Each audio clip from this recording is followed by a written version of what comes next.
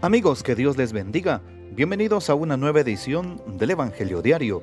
Estamos a viernes 10 de abril, en esta octava de Pascua. Así es, la primera semana del tiempo de Pascua. Aleluya, aleluya. Cristo ha resucitado. Y para hoy recordamos y celebramos en la liturgia de la iglesia a Santa Gema Galgani, Virgen.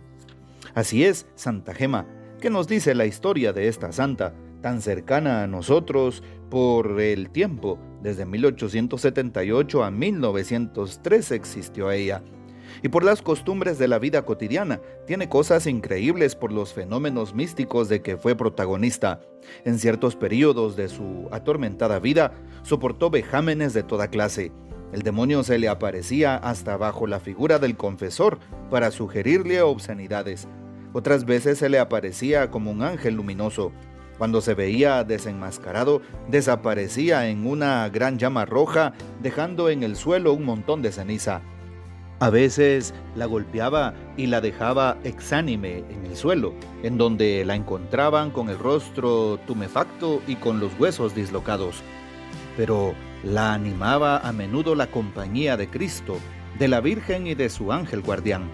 Así narró ella misma por obediencia los acontecimientos que precedieron al misterioso fenómeno de los estigmas.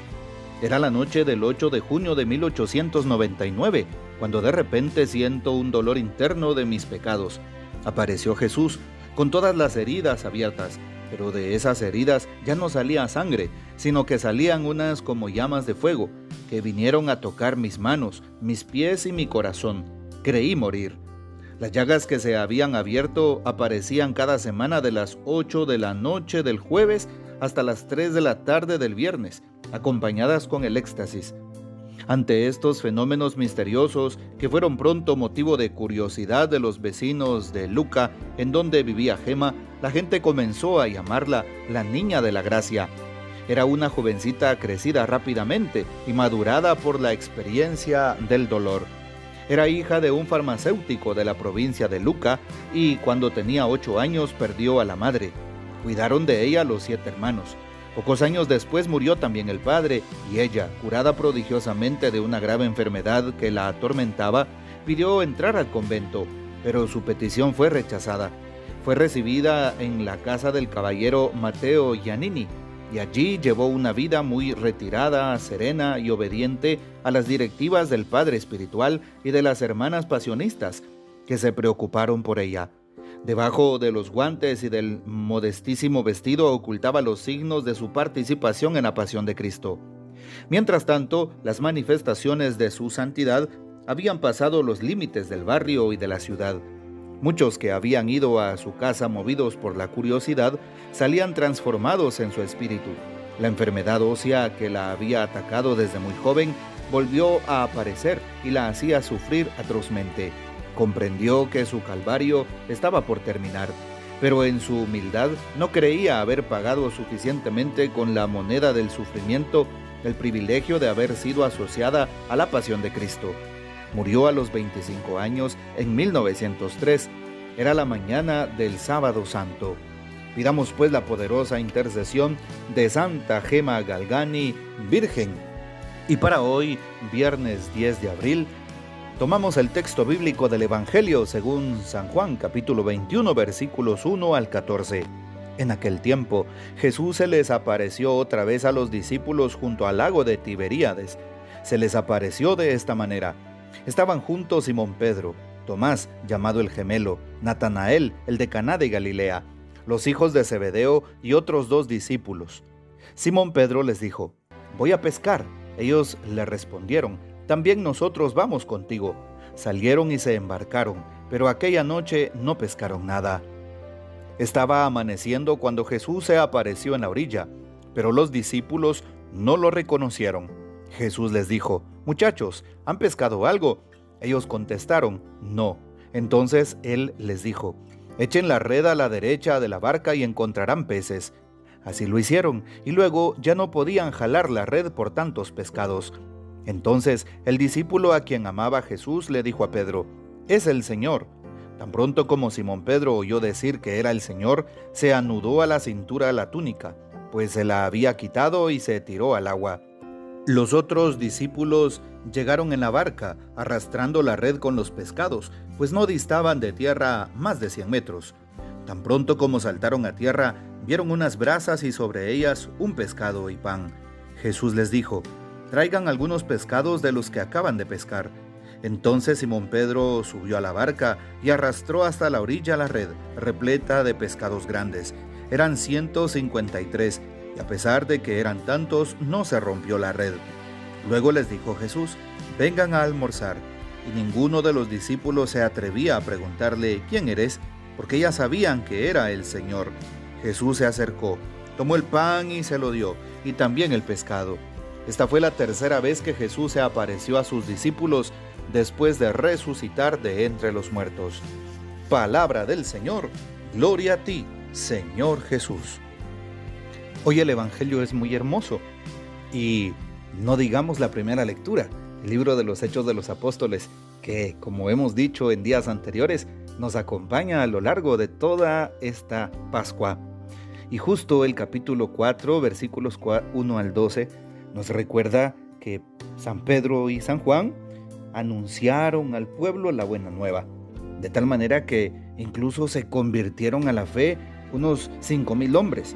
Eso significa que hubo muchísimas familias que recibieron el mensaje de aquellos hombres, pero los apresaron el Sanedrín y los llevaron a la casa de Anás y Caifás y empezaron a interrogarlos que en nombre de quién y con qué autoridad lo hacían. Y Pedro hace una impresionante proclamación de su fe.